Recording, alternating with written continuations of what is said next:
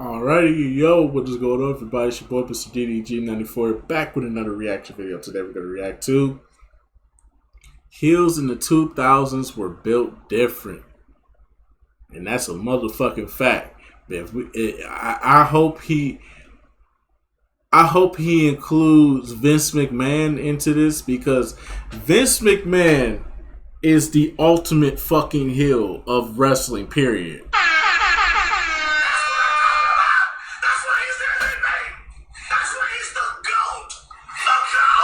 I'm telling you, bro. Vince McMahon is hands down the most evil person of all heels. I know a lot of people might bring up Triple H, Randy Orton, Edge, Kane for a certain point in time.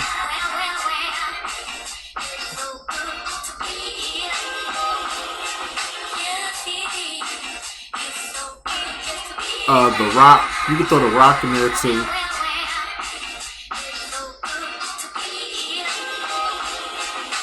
Yeah, that's about it. Unless you want to say NWO, but they weren't. That was like more the 90s than the 2000s, but still. Oh, JBL for sure. JBL for sure. JBL. How could I forget JBL? JBL is the personification of a fucking heel.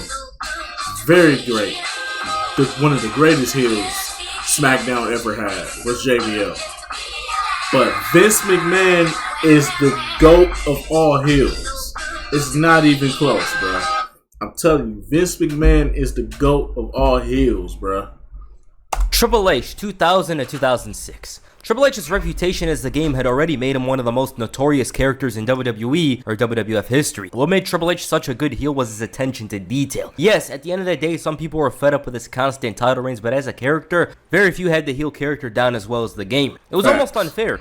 He already did a great job being the perpetrator of Austin getting run over and finding clever ways to steal the title, but 2000's Triple H had more in him, and this had to do with his positioning on the card. He was essentially the #1 guy in WWE at some points, and Triple H had a cool element to him, no doubt about it. It would become more apparent after the Reign of Terror era, but Triple H, he's one of the main reasons I made this video. This man was absolutely diabolical, plotted a return with his friend before stabbing him in the back, all to become his good buddy after he was attacked in the parking lot. He showed emotion and worry over his friend, but that quickly changed when he was revealed to be the perpetrator. Triple H already established himself as a heel, but they went the extra mile to make him even more detestable. Then he loses his match with HBK and takes him out with a sledgehammer. He's all bloodied up and zero lessons learned. Okay, he hates HBK. Surely he doesn't continue this, right? Nope. This man played with a dead body at the funeral home. And it's strange saying it, let alone thinking of how WWE came up with this. Like, I'm kind of confused as to how did they come to terms that this is the story. It just sounds bizarre. I don't know, but Triple H continued. He turned racist for a month against Booker T, asking for a towel to ride him in his limited.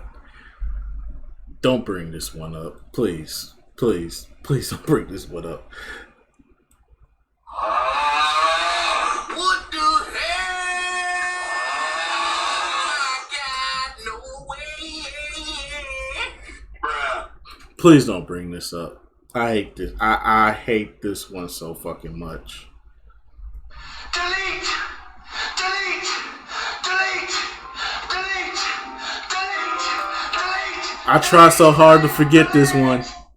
How the fuck does Booker T not win the match? Limousine as a chauffeur, and it's almost a strange turn that his heel character took because the game wasn't known to be much of a racist beforehand. Even afterwards, with Evolution by his side, Triple H's behavior continued to develop. He put a bounty on Goldberg's head, which resulted in attempted murder, many attacks, and of course his ankle being shattered by Batista. It gave Triple H a different depth to the other heels in the sense of, hey, I'm not gonna try killing him myself, I have money for that. Other heels would do it themselves. So he was shown to have a much more calculated view of how to reach his goals. Eugene was hated by most of the heels on the roster. They didn't like him, didn't want anything to do with him, even Evolution. But Triple H found a way to use him, and it was all about the coveted World Heavyweight Championship. Since Eugene was a big fan of Triple H, even stunning The Rock in this revelation, the game became his friend. It's for ulterior motives, of course, because 2004 Triple H was more selfish than prime Kobe Bryant on the court, and the amount of effort put into this charade was ridiculous. He could have won the title himself, jumping in fun houses, making Eugene an honorary member of Evolution, and when this month-long plan didn't come together,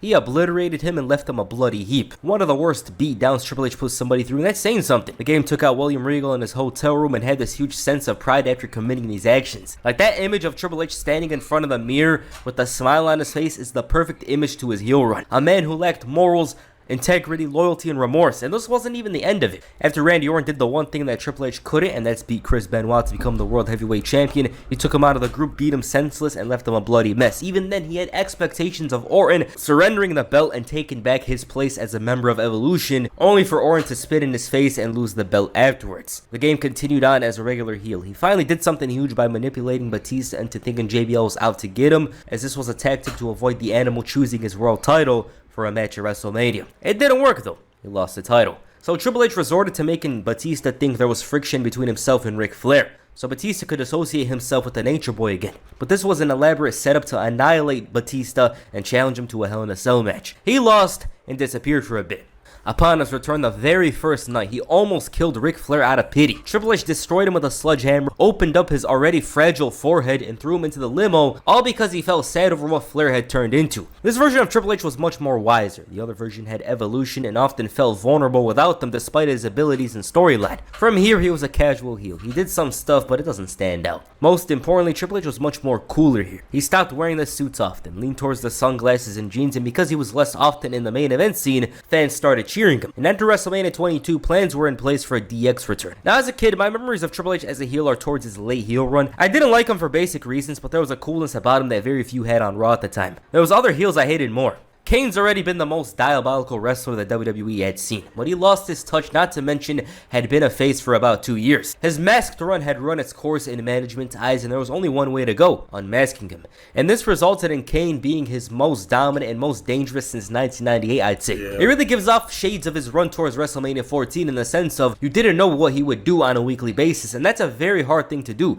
because number one, the fans have to be interested in the talent, and two, they have to have a certain legitness about them. Kane, within his first month, tried to burn RVD, burned JR, tombstoned Linda McMahon, and chokeslammed Eric Bischoff off the stage. This guy was going all out and felt like a movie villain with the way they were booking him. Then proceeds to electrocute Shane's balls because, oh my God. I don't know. He could have thrown him into the fire, returning the favor, but it was bizarre. This feud was very back and forth with this, but right afterwards, he buried his own brother alive because he became one of the people. So he lost his edge. Kane's activities were mostly toned down until there was that story with Lita where he stalked her and she ended up pregnant. You fill in the dots. And ironically, this story was used as a catalyst to turn Kane face. WWE is smoking on the finest crack with this one. Like, how the fuck do you turn a vapist into a good guy in 3 months? Though. But yeah. Kane's heel run was like a bright star that quickly runs out. He reverted to being a face again from here right up until 2008. His heel run here wasn't much, other than of course him stalking Rey Mysterio and Kelly. He did kidnap Ranjin Singh, but this was nothing compared to 2003-04 Kane. No, Kurt Angle's wrestling ability though, had made him when he into a went up against legend of the game already Undertaker 4 again, years that shit into his was good. WWE run. We don't say that That was often, some good but Angle storytelling. reverted to being a heel in early 2004. His motives were deceiving as Angle had proclaimed himself to be an Kurt American Angle, hero Perk and a Angle. role model Oh, for the man, kids I to forgot strive about for. Perk His Angle. actions contradicted every single claim he made. Why? First of all, Angle took up the role of SmackDown general manager.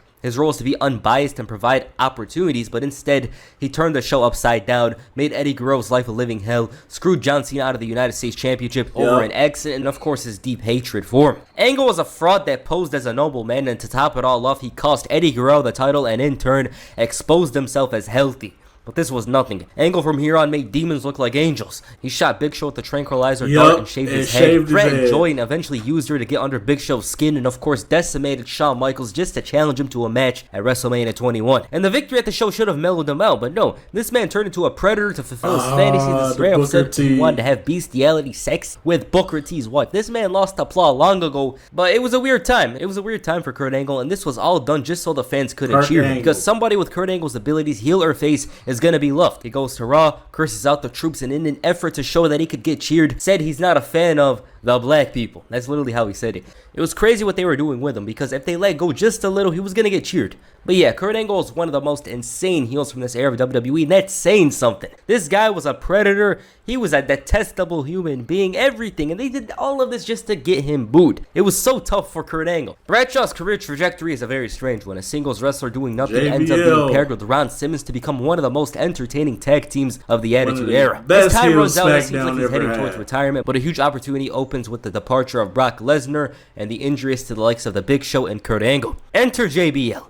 JBL was an extension of Bradshaw's real life. He was an investor, a successful one at that, and WWE constructed a new character for him relating to that. John Bradshaw Layfield was his new name. A successful businessman who left Texas for New York City and in turn became the very thing that his old character, the APA, would despise. A suit-wearing egomaniac who loved hearing the sound of his voice. And compared to other heels, JBL wasn't as diabolical or flat-out evil. He was more grounded, and his immoral actions had this cleanness to them compared to the likes of Triple H and Kurt Angle. It was a standout character trait and showed that even his actions in the squared circle were white-collar. Yes, he attacked his opponents, but he never usually left them bloody. He went to the US-Mexico border and went after some immigrants hopping the border. It's almost a crazy segment now. You wouldn't see this on national TV, but WWE in 2004 was wild. The Undertaker was a tough opponent, so he enlisted the help of Gangrel and Viscera, and his cabinet cleaned up any problems that came his way. The real standout to JBL as a heel were his promos. He had this unusual contempt for the crowd and guys like John Cena and Rey Mysterio that you almost believe it's real. This man didn't have a single t-shirt. Now, I don't think anyone would have bought a JBL shirt anyways, but it goes to show that he was dedicated to simply being hated. No flashes of, hey, he's pretty cool. Just business and pure hatred. I hated JBL. This man was so unlikable. Everybody hated JBL, especially. He had a big problem with the country of Mexico, and that would show in his feuds with Eddie Guerrero. Especially the Eddie Guerrero feud. This man told Rey straight to his face, "You're not a dog, you're a Mexican." Brought out Kane on May 19th of all days to face Rey Mysterio, and once he quit, he went to commentary where he'd endlessly bully other wrestlers. Upon his return to the squared circle, he was still the same guy. Forced Shawn Michaels to become his assistant and made his life a living hell before retiring. JBL was committed to the job. He had an old school vibe too, in the sense of do whatever it takes to be hated, and he went the extra mile every single time because that was his job. Nobody ever said JBL was cool. Yeah, he was cool in 2001, but as his cowboy hat suit wearing almost politician figure, nobody said that. Edge's injury in 2003 changed the trajectory of his career entirely. Without that injury, a lot would be different. Not only in Edge's career, but the entire complexion of WWE. He came back significantly different and didn't have much support from the crowd. He lacked that fire he had in 2002, not to mention it was much slower in ring. So something had to give. And right when he turned heel, there was the whole lead on Matt Hardy situation, which gave him a lot of heat. And that's what made him the GOAT right there. That's what made him a GOAT heel right there.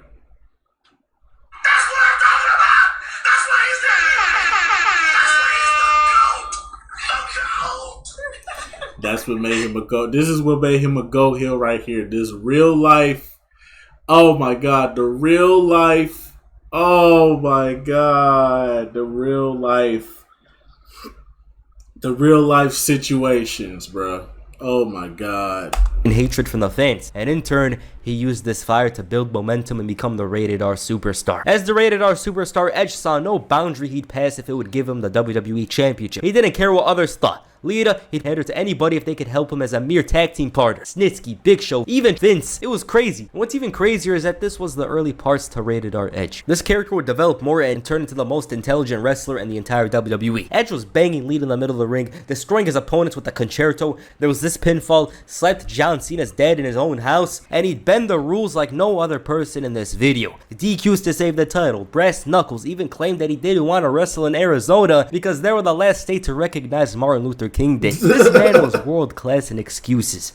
He convinced Mr. Kennedy to put his Money in the Bank briefcase on the line that no one wants to come, which was a cheap shot, a cheap attack, and he's the holder of the briefcase. Makes good on the opportunity to become the champion on SmackDown. Edge found a lot of comfort as the champion on SmackDown as he managed to get with Vicky Guerrero and even married her, all for his own interest. This guy would pull out some bizarre thing and always end up on top. He returns and gets a title shot during a title match and it works in his favor. Why? Because he's Edge, the ultimate opportunist. My most hated heel. This man ruined John Cena's life, cashed in on The Undertaker, and continuously screwed Batista out of the title. And once he saw this Vicky Guerrero thing growing thin, he divorced her and said he never liked her. Ironically, this was the most cheered he had been in about 5 years. There's very few that matched Edge as a heel. He was probably the coolest out of all these guys because of his style and vibe, which should work against him, of course. But he made it work because he had plenty of inspiration from the likes of Roddy Piper, the Matt Hardy incident, and the book. Good charisma. He was always a coward that relied on unethical means to win the title. Hell, this man found two lookalikes to help him distract The Undertaker and Batista just to win the title.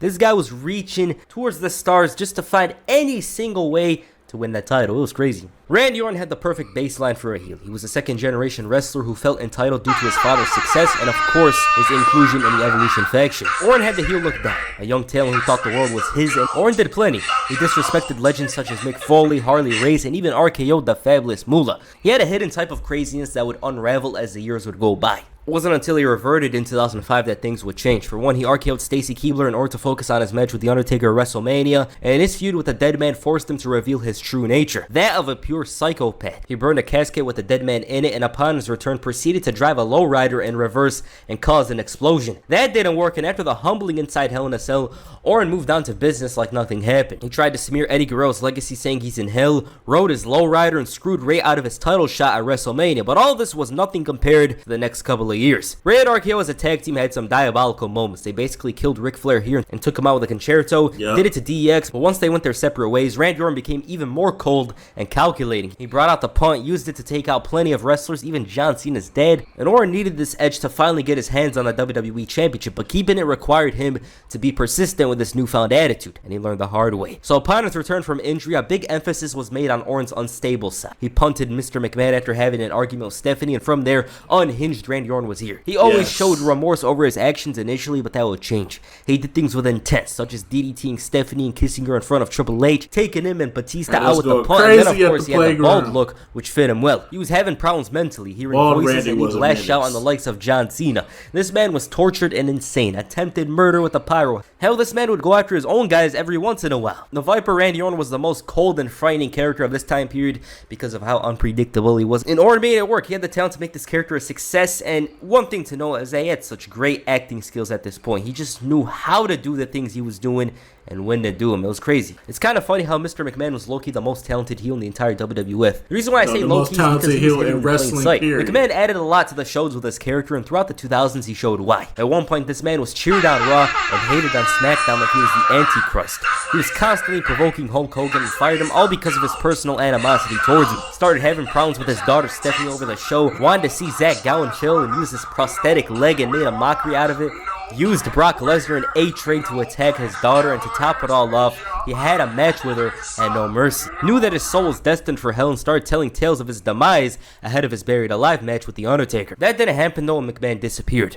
He wasn't really involved with storylines until the end of 2005 when he targeted Shawn Michaels, all for telling him to move on from Montreal. And this man was pressing him like, why don't you go back to the old days, the days of drugs and sex? I'm changed. Oh, well, you'll enter the Royal Rumble, but only if you beat insert name. Tried to force him to retire, drugged his drink and made him take a drug test which flipped on its head, went to church and tried to find his own religion, made a match with God as Shawn Michaels' tag team partner, won that match and started annoying Triple H, who didn't want anything to do with him, and this led to the return of DX, which drove McMahon crazy. 3 months of hell. Sure, he had the upper hand at some points, but by the end of it, he realized it wasn't worth dealing with DX. After his embarrassment at WrestleMania 23, this led to a change of opinion from McMahon. He sported the do-rag and started annoying Bobby Lashley, and it was more comedy rather than some big bad heel type of storyline. It slowly led to the end of the Mr. McMahon character. Not to mention, it wasn't as insane as he used to be. CM Punk signing with WWE caught some people off guard. An indie talent being scooped up by the biggest company around, and it's not like they didn't do this, it's just Punk's circumstances were significantly different than others like Paul London. I don't know if you could put CM Punk in the 2000s. He's more like in the 2010s, bruh. I don't know if you can put this in the 2000s, bruh. You might be reaching with CM Punk here. Brian Kendrick. Punk's initial days in the WWE were as a face. It wasn't until 2009 that he took the role of a heel. Punk was the direct opposite of what Jeff Hardy was all about. It wasn't even hard for him to get booed. It's Jeff Hardy in the year 2009. 2009 Jeff Hardy is like 2009 Lil Wayne. This guy was number one. But despite this, the Second City Saint went off the deep end with this new heel character and was so desperate to not only be hated, but to be considered the devil of WWE. Because of how much love Jeff Hardy had at the time and his own touch, it stood out. He was snarky, held himself to a higher esteem than the fans, and the difference to Punk with other heels was that he wouldn't be like, you guys are nothing. He would go on about personal life choices such as being sober, and these rants got him even more heat. Best of all, he got rid of Jeff Hardy and dropped him with the belt after his goodbye speech. This man was absolute. He even disguised himself as Hardy the following week, devastating some of the fans. Punk's status on the card fell a bit, but it allowed him to create what was known as the Straight Edge Society. Members had to completely devote themselves to Punk and abstain from drugs and alcohol. Punk had some heat, but the whole thing never developed to a story that would rival his feud with Jeff Hardy. I always thought there was a potential world title story there, but it is what it is. Luke Gallows, Serena shaved their heads, and Punk was all enjoying himself, growing this big beard. He felt like he was almost a messiah-like figure. The Straight Edge Society helped CM Punk become one of the most hated men on SmackDown, but once he caught momentum with it, it was quickly taken out and disbanded. Punk didn't really have a long heel run in the 2000s, but in the small time he was given, he made the most out of it. So that's why I decided to include him here, because this man, for literally 3 months, pissed off every Jeff Hardy fan on earth. They just hated him. Chris Jericho's heel character in WWE had never been fleshed out properly. Early on, he was one of those mid-card heels, but because he was pretty popular, they turned him into a face. King of my World Jericho was a regular heel. He didn't do something that was too heinous, basic heel stuff. He was leaning towards comedy at times. 2005 had some moments where he was brutal with John Cena, but his real standout was 2008. Jericho transformed himself into a very composed and calm heel. He stood out easily because, for one, he shed any mention of his Y2J persona and reestablished himself despite not needing to. He needed to, though, because it was the only way he touched the main event scene. Chris Jericho was the deepest heel out there, and WWE knew this. He wasn't the most violent and cruel, but he stood out because technically everything he was saying was true. It's just he was the wrong messenger. Jericho, compared to the rest here, looks pretty clean. I added him here because he was the most unique and had a big interest in remaining in character outside of the arena. You ask most people, the best character of WWE in 2008, or the best heel, they're gonna say Chris Jericho. He just did some amazing work that year. In 2009 he was great as well, 2010 and onwards, and he was right most of the time, but just because he was a heel, that made him wrong. Now these guys weren't mentioned outright, but their actions certainly stood out. Heidenreich tried to destroy The Undertaker, crashing a car into him. That whole Michael Cole incident, which was crazy. Sean O'Haire was very different to others because instead of doing these actions, he led others to that direction. Big Show swung a stretcher, bound Rey Mysterio. Jesus stabbed John Cena on a club and stole his chain. And there's plenty of examples out there. I didn't want to talk about comedy heels here as well because I just didn't think it was their place. You could have brought up King Booker. No, you could have brought up King Booker. King Booker is a GOAT. That's why he's everything. That's why he's the GOAT. The GOAT. You could have brought up King Booker. That would have been a good ass one too. When Booker was heel, he was on, bro. Booker is probably one of the most. It's probably one of the most charismatic guys when you let him just do him, and they let Booker do him. They let him run this King Booker gimmick like a champ, bro. He did his thing right here. Entertaining, but he didn't fit the video much. Shawn Michaels' return in 2002 as a proud babyface made things seem unlikely for a potential heel turn. He came in as a heel with the NWO, but it was nothing compared to his old days. 2005 though opened things up. Michaels took up the role of a villain for his feud with Hulk. That Montreal. Who's your daddy, Montreal? that one promo where Shawn Michaels played with the crowd, had played Bret Hart music, and then played Hulk Hogan music. Dog, Shawn Michaels, bruh. That's why he's everything. That's why he's the GOAT. The GOAT. Facts. Hogan, and man, oh man, this man was still as amazing as he once was. 1 month, he was a heel for only 1 month, yet people are still talking about it. Because HBK was making jokes about Hulk Hogan, mocking him, and even trolled the Montreal crowd into thinking Bret Hart was coming back. This guy had no chill, and it's crazy, 1 month, but he made the most out of it. It's kind of unfortunate that HBK never continued being a heel from here on, because he clearly showed that he still had the ability for it. But regardless, at the end of the day, this was a very memorable run. It certainly stands out, especially for a short run. Alright, these are the heels of the 2000s. A lot of these guys were absolutely insane. The way they booked them was crazy, and this was all just to prevent some cheering. They wanted these guys to be booed 99% of the time. The best heel out of all these guys, I'd say, is Triple H. What? Over Vince McMahon? Hell no. Hell no. Over Vince McMahon? Nigga, we talking about somebody in the 2000s. Vince McMahon in the 2000s. Put his wife in a comatose state, fought his son and his daughter, beat the shit out of him on top of that, then beat the fuck out of Zach Gowen and tried to retire Hulk Hogan, then fought Shawn Michaels just because Shawn Michaels turned a new light. And then made him fight, and then went against God and tried to start his own religion. Then came back, then lost to Donald Trump at WrestleMania, got his head shaved bald, and went fucking insane with ECW. Bro, if Vince is not, there's no, Triple H is a viable candidate to go up against Vince McMahon for top heel, but if I'm giving top heel to anybody, it's Vince McMahon. Hands down. But anyways, though, that's just going to about do it for this video. Let me know what y'all think down in the comment section below. I'll get back to you today. Peace out.